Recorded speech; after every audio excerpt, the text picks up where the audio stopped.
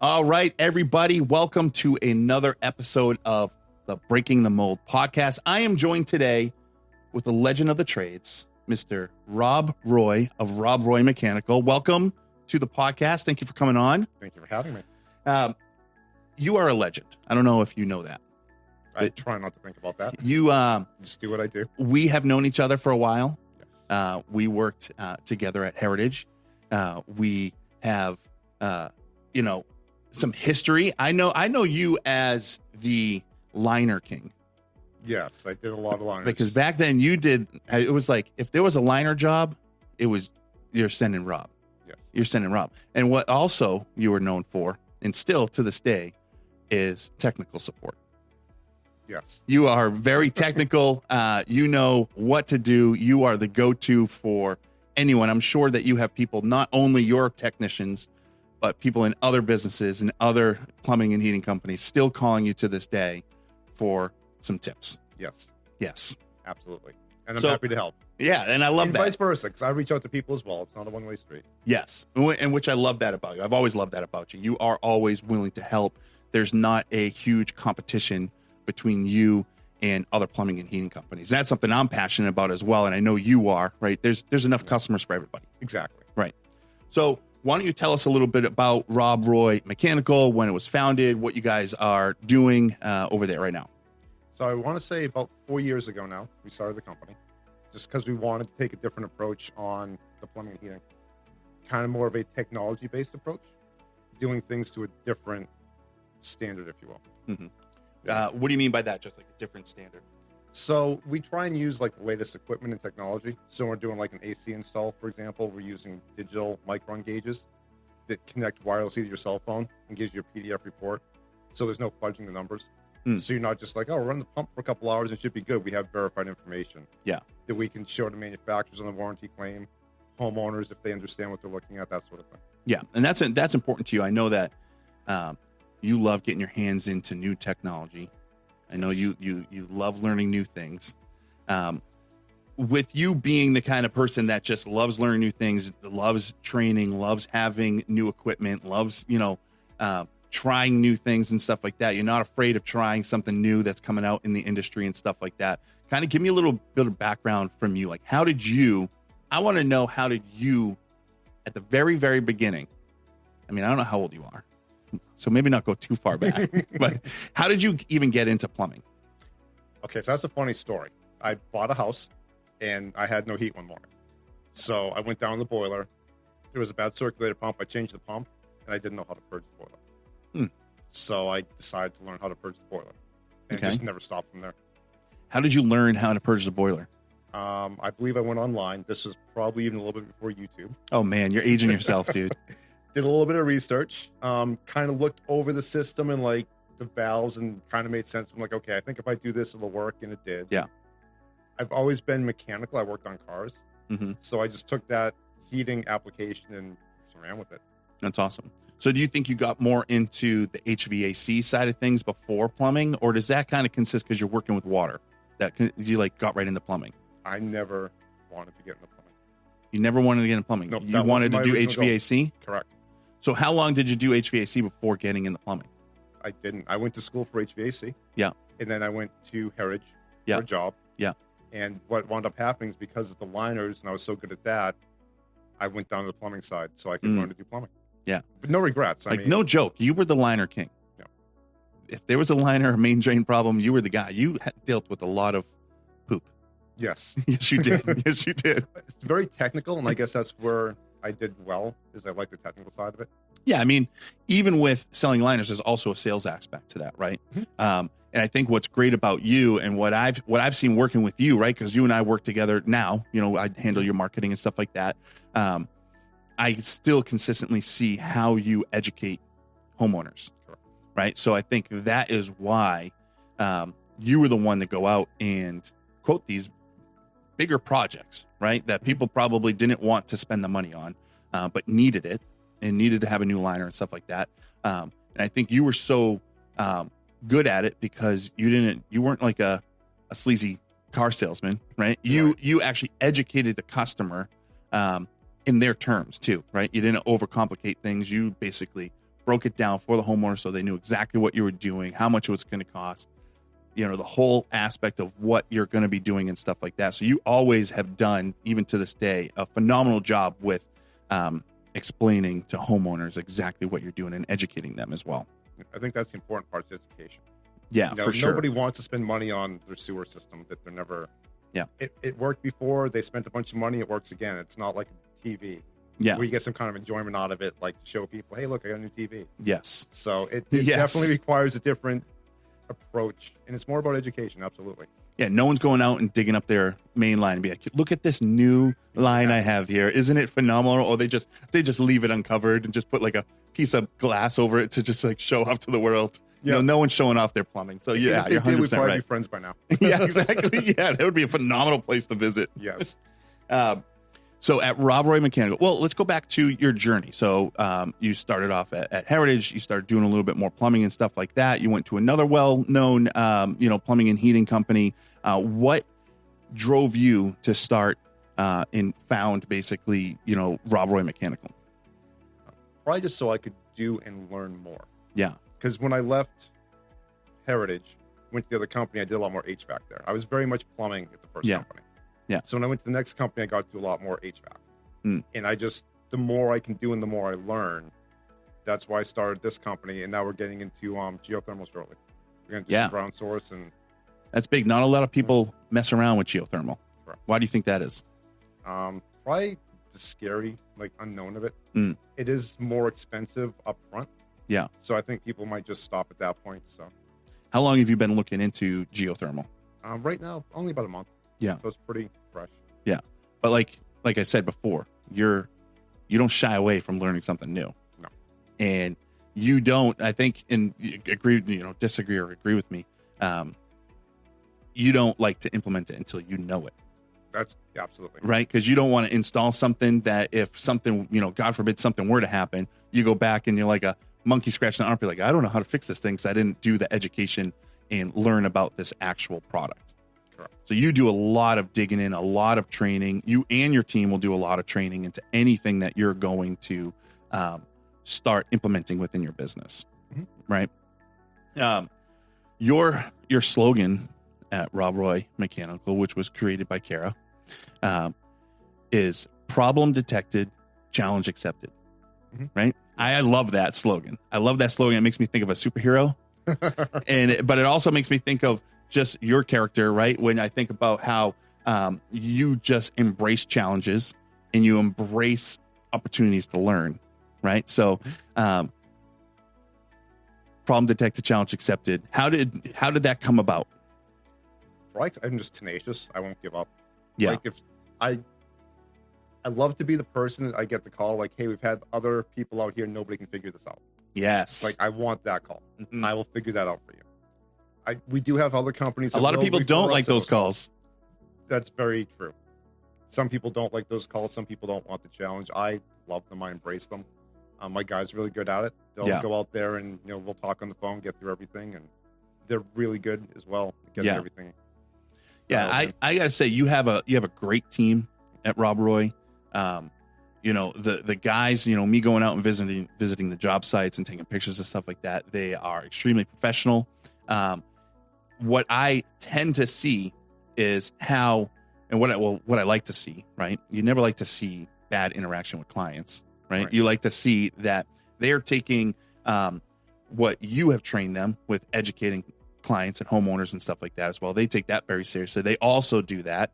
So kudos to you with, training and leading in that aspect to make sure that your technicians are given the same experience as if you were the one out there doing the work, right? So a lot of 5-star reviews, from your technicians. We just hit 200.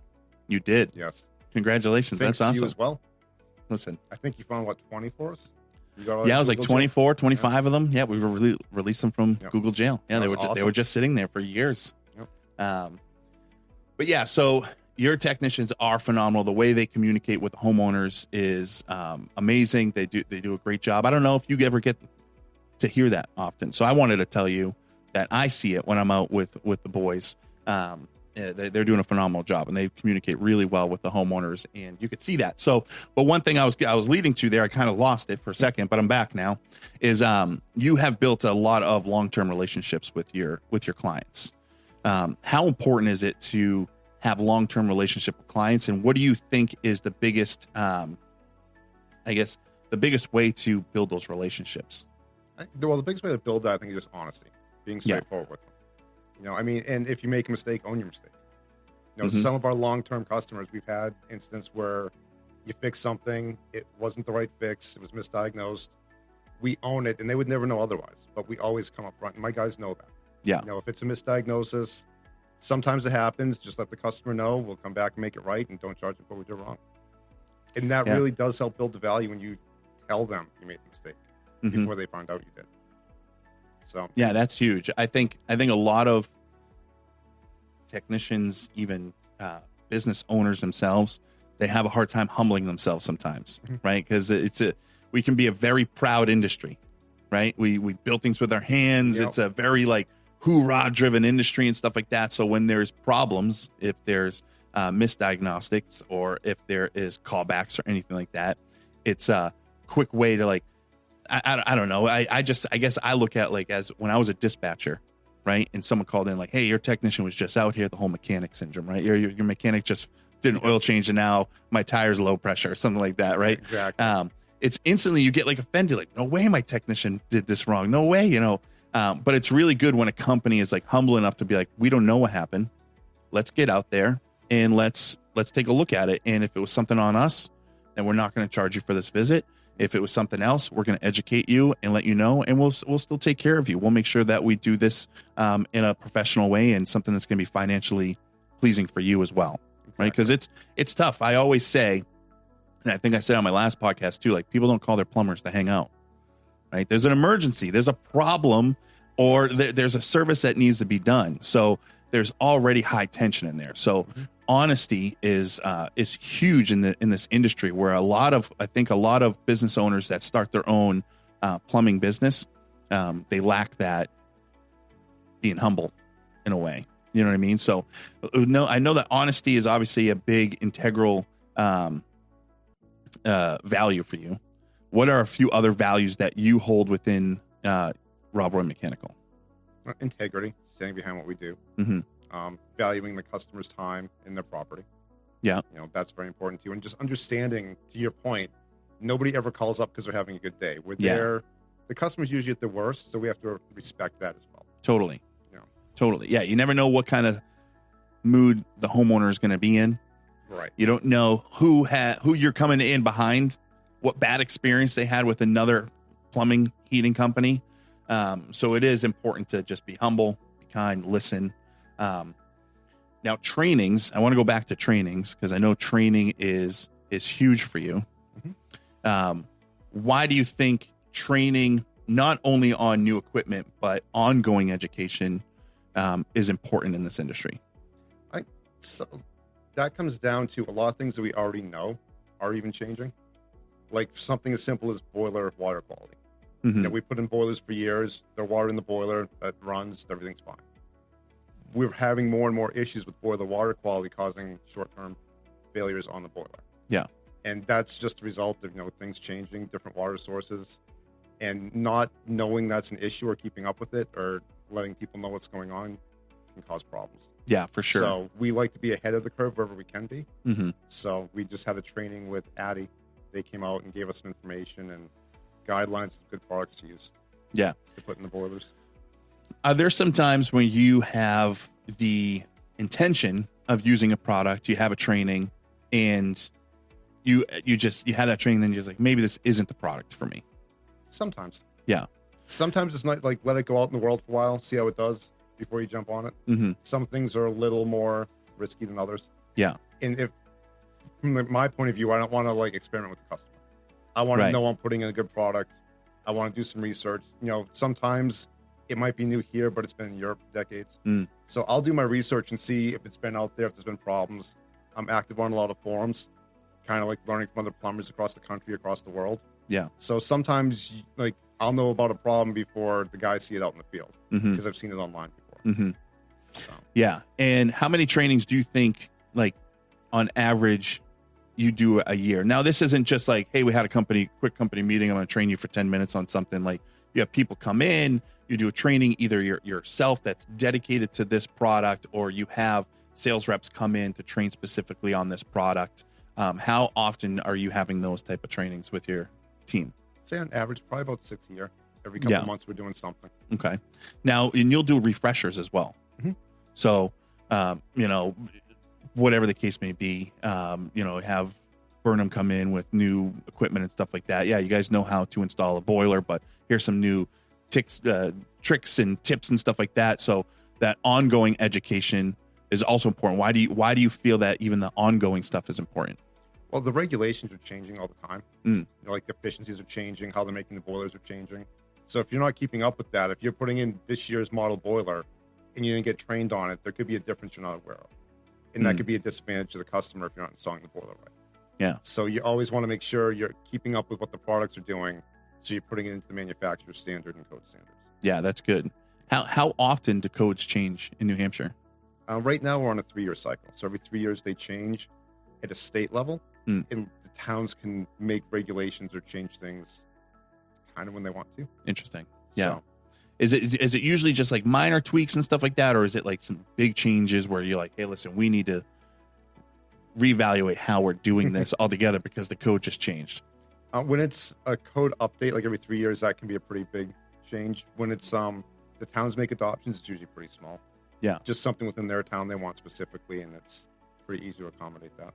So how do you keep on top of those code changes? Is there a specific site that you go to? Are you on like an email blast? Do they just randomly reach out to every HVAC plumbing company, or how do you keep up with it?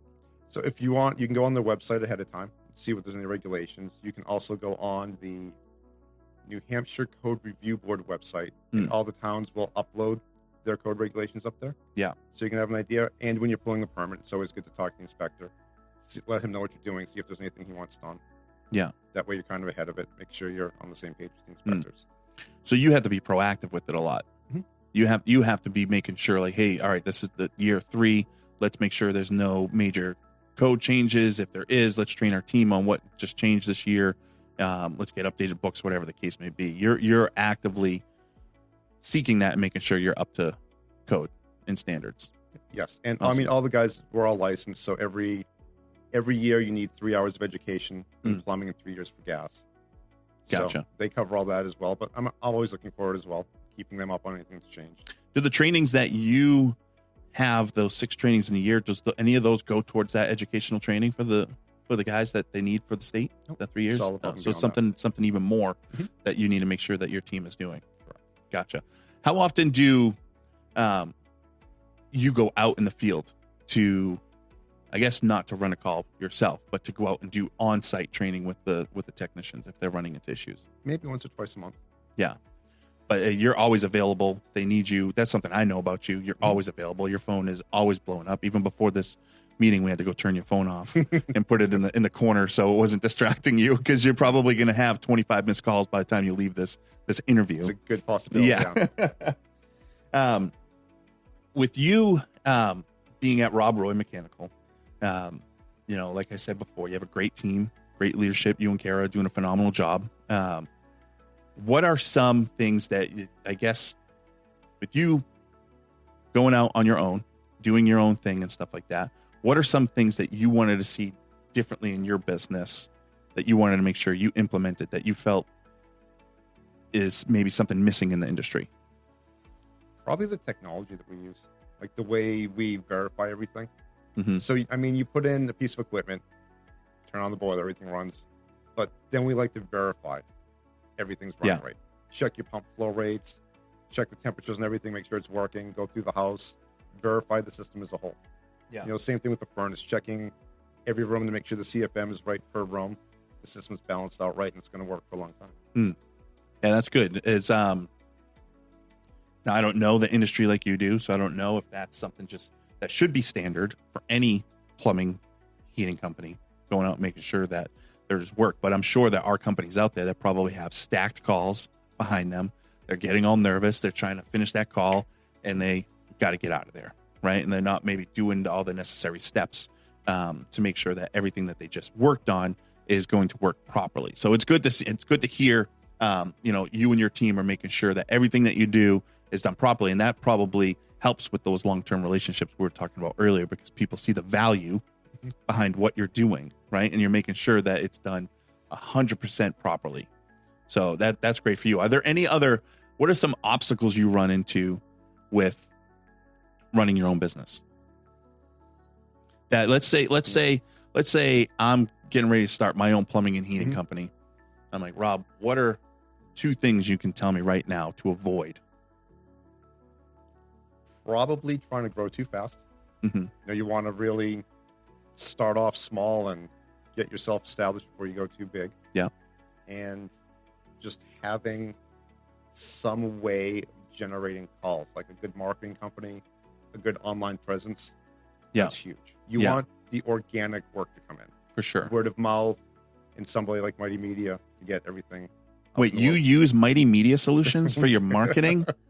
Oh my gosh. Tell me about, how has that been going? Phenomenal. So we've had other marketing companies in the past. Yeah. And they always start off great and then kind of like you fade off into the distance. Yeah.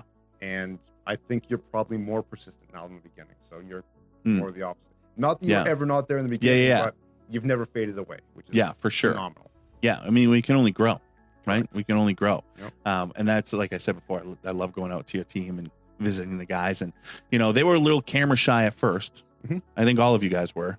Of course. But it's fun to see, like, when I'm showing up to the job sites now, how they just expect it. And you can see them like just like combing their hair real quick and getting picture ready and stuff like that. So, awesome. If you don't follow Rob Roy Mechanical, do that on social media. You can find them on Instagram and on Facebook as well. So before I had you come on today, I went into the Breaking the Mold Facebook group and I asked if anyone had any questions for you. And we had Clark. You know Clark. I do. Yeah, he was just on. A few weeks ago. He had a question for you. He said, "When do you know when it's time to hire another technician?" When you can't keep up with the work and you're booked out for a good amount of time. Like if you can be in your slow season or what we consider a slow season and you're still not keeping up, you're probably ready for another technician. What's considered the slow season? It's generally like coming up, right? It is coming up. Like after Christmas up until around the end of tax season. Tends to be a little bit slower. It's more emergency based than anything else. Yeah. So at the beginning of the year, you kind of evaluating the company. I know you are actively hiring. Are you kind of evaluating at the beginning of the year, or is it something that you're evaluating all year to see, hey, I think we need to hire somebody here? Yeah, all the time. We're always evaluating that. Yeah. I feel when you hire Mighty Media Solutions, you're always going to need to hire because we're just going to keep you slammed with calls. There was a dramatic difference in our calls. Yeah. Well, that's good to hear. Being booked out for maybe a week to almost 3 weeks out. That's awesome. Pretty consistently. Yeah. And it's tough to be, especially in this industry, to be booked out. I guess what would you say is the cutoff to being like, this is too far booked out? We're losing clients here. I'd say 2 to 3 weeks really is that. I mean, people really would like, when they call, they're kind of looking for instant gratification. Right. Which is totally understandable. Which is the world we live in right now, right? They're awesome. So, even if it's not an emergency, they want it done this week. Correct. So we have to put a lot of thought into, okay, well, you can probably, based on what you're saying, we really like wait a couple weeks to get you on the schedule so that when the emergencies are coming in, we have a little bit of availability. And we have really good customers that they're absolutely understanding of that. But that comes down to the explaining. Right. Not just, hey, we're going to book you out 2 weeks. Yeah. Here's why we'd like to put you out 2 weeks. Yeah. If you can wait the 2 weeks. Right. For sure. How often do you feel you need to reschedule clients? Not very often. We try and put people on the schedule and keep them there. Yeah. So, do you leave gaps in your schedule for emergencies? We try to. Yeah. They fill up very quick though. For sure. So unless like if a guy gets stuck on the call in the morning, that's usually when we're rescheduling. For the most part, we keep the schedule going pretty good. Yeah. I mean, it's important, right? It's important to dispatch properly, right? Dwayne's doing a great job. He's keeping the guys busy. He's moving them along. But you do have those emergencies that come in, right? So it's like trying to go through. And I always try to say, like, right, when I was managing a call center and a dispatch team and stuff, it's like, listen, if there's an emergency that comes in, don't panic. Right. I'm sure there's a nice, kind person out there that won't mind if you reschedule their call, right? If we have a packed schedule, we have 20 calls on the board, we have a broken down water heater that's gushing, we need to get out to there. Don't panic. And I always say, just call. Just call the clients today and say, hey, listen, I have an emergency today. Is there any chance that you'd be willing to move your appointment to tomorrow? And if they say no, they say no. Then you just leave them there. Exactly. Then you just leave them there. But it's hard to believe that one person, I've never really ran into the issue where one person was like, yeah, absolutely. I work from home all week. So that's no problem if you come out and do my clean and tune tomorrow instead. Exactly. Right? Yes, I can wait. There's nothing wrong. Move my schedule. Dispatchers are so quick to get real nervous, right? Like, oh man, I'm going to really make somebody mad. You're going to make somebody mad when you call and demand them and tell them you have to move them and they have no option and you have no empathy. Right. It's all having that empathy with your client and then just saying, hey, listen, I'm so sorry this has to happen. Because sometimes that does happen, right? You have to move somebody. There's no other option. But having that empathy goes a long way without just being like, hey, listen, Mrs. Smith, you're moving. I don't care what's going on. I don't care if you're 87 years old. You're moving. Having that empathy and all that stuff. But, man, I've never really ran into that problem managing a team where there wasn't somebody that could be flexible with their schedule. Even a technician being flexible with their schedule with saying, hey, yeah, I can run that call later today. Exactly. Or you'll probably just end up going out there and running the call. That does happen. Yeah, I bet it does, right? You can't stay away from getting out there, no matter how hard you try. Now, for a while, Kara and I were doing midnight water heaters all the time. That's right. Yeah, you guys would go out there. I've even been out to jobs with you guys, over to the workout club, doing work over there. You guys aren't shy with getting your hands dirty and getting out there. You're very hands-on when it comes to leading your team. If there is a company that is an established company, been in business for a few years now, what would you recommend to kind of help them get to the next level, right? So they have a couple trucks and they're just stuck. They're just stuck. They can't grow at all. What would you recommend that they do? I mean, honestly, this isn't a shameless plug, but advertise. Yeah. Although it's really, I don't mind the shameless plug. It comes that if you're not putting your name out there, you're not known out there. People go on social media and they feel like they already know our guys before they get out there. Yeah. You see a lot of successful plumbers now, one-man shows. They're very charismatic, very good on social media. People love that. People going on social media, they see them, they feel comfortable. They've already got that little bit of connection. Makes a huge difference. Yeah, and I've actually heard that. I was at a call with Dimitri and Mike, and I was talking to the homeowner because I asked, like, hey, how did you hear about Rob Roy Mechanical? And they said, oh, we saw them on social media. And she said, Dimitri, because he was in the room with us, Mike wasn't, so she didn't bring him up. And she's like, Dimitri is exactly the person that I see on social media. The guy that's just smiling, very kind, very polite. He's the exact person I see on your social media posts.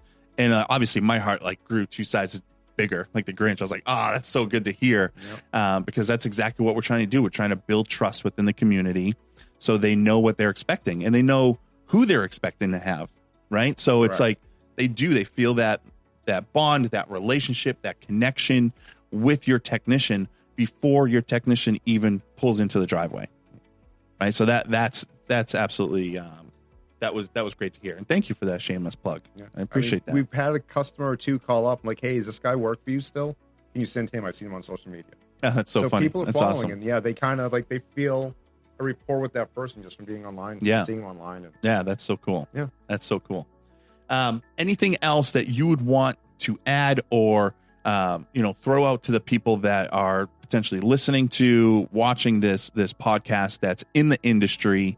What kind of advice would you give these guys to kind of close out this interview? If you're starting a business or you're in a business, be persistent. Sometimes, if you make a change, it doesn't work right away, but it will work if you're doing the right things and putting the right energy into it. Yeah. Nothing changes fast. It takes a little bit to get there. Yeah. Yeah, that's absolutely right. Don't lose hope. Right, exactly. Don't lose hope. Yeah, don't make a change that this didn't work and stop. Just see it through and let it run its course. And not every change works, but you got to give it time to see if it does or doesn't. Yeah. Hard times won't last. Correct. Right? It's that's a great tip of advice. Anything else you want to add? Now's the time. You have the mic. I do. Oh, there's so much I could. I'm just trying to think of what the best best way to go. I mean, just keeping up with technology, you know, is one of the things that we're really proud of. Yeah. Like we have software, so if a technician's on a job and they're working on an air conditioner and it's not making sense, they can actually live stream the instrument data to me. Wow. Or to another technician for that matter to get advice. Or to a manufacturer for that matter. Yeah. So just kind of having the right tools in place and making sure the guys have the latest technology as well. Yeah, that's awesome. That's as awesome. well as having the analog stuff. I mean, you always want to have a backup, but you know, You just do. knowing what resources are out there to be used to. Yeah. Yeah, that's great, man. Yeah, that's it. That's a wrap, dude. I appreciate you coming on the Breaking the Mold podcast. And I appreciate being here. Rob Roy, the legend, right here live with us. Thank you very much, dude. Appreciate you. Thank you all for tuning in. God bless. Have a great day. Go out there and kill it.